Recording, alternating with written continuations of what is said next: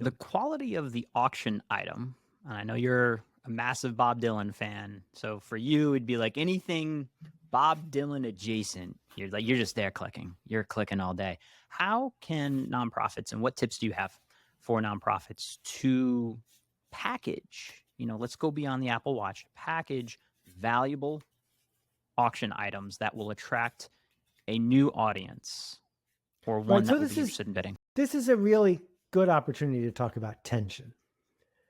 If you want to make change happen, you must cause tension to occur. You can't shoot a rubber band across the room without pulling it backwards first. And many of the people who sign up to work in nonprofit work don't like tension. And that's why change isn't necessarily easy to sit with.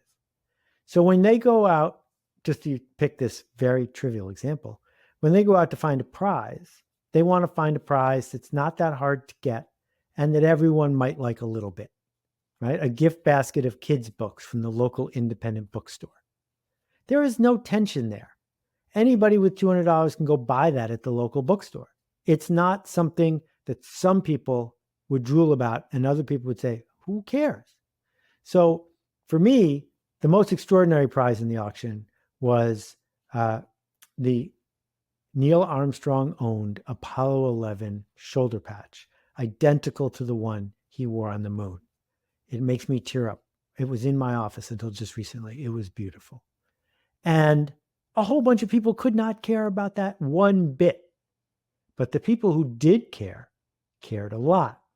The second part of the tension is, how are we going to acquire an extraordinary prize like this? Because someone might say no.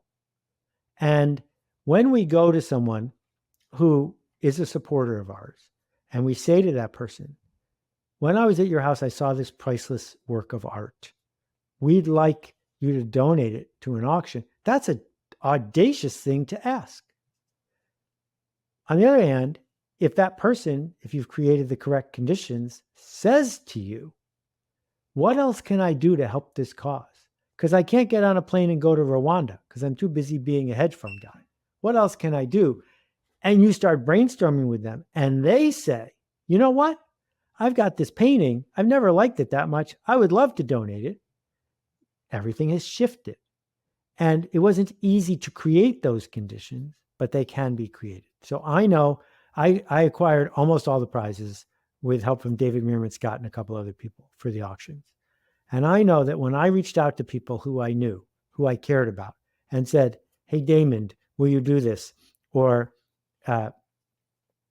hey, Simon, will you do this? The answer was not only yes, but thank you for giving me a chance to do this. Because it's more fun for me to do this than not do this. It helps my status more to do this than not do this.